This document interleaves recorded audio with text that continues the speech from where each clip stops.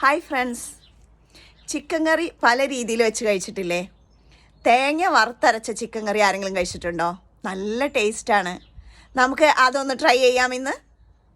അതിനായി chicken cut ചെയ്തത്, അതിലേക്ക് മഞ്ഞൾപ്പൊടി ഇടുക, കുറച്ച് മുളക് പൊടി,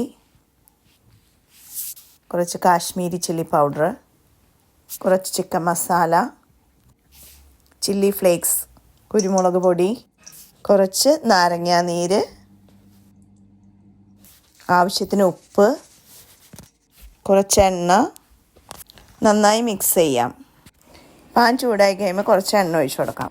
ചിക്കൻ ഫ്രൈ ചെയ്യാം. ഇനി നമുക്ക് തേങ്ങ വറുത്തെടുക്കാം. കുറച്ച് മഞ്ഞൾപ്പൊടി, മുളക് പൊടി, കാശ്മീരി ചില്ലി, മല്ലിപ്പൊടി, ചിക്കൻ മസാല, കറിവേപ്പില നന്നായി വറുത്തെടുക്കുക. ഇഞ്ചി, പച്ചമുളക്, കറിവേപ്പില എല്ലാം കൂടെ ചതച്ചെടുക്കുക. സവാള അരിഞ്ഞെടുക്കുക.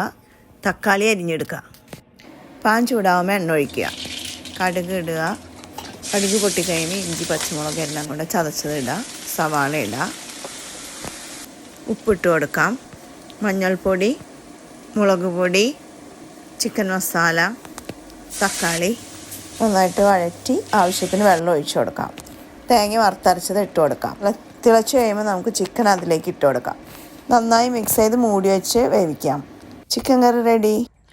അപ്പോൾ എല്ലാവർക്കും ഇഷ്ടപ്പെട്ടെന്ന് വിചാരിക്കുന്നു. എല്ലാവരും ട്രൈ ചെയ്യണം കേട്ടോ. Thank you for watching.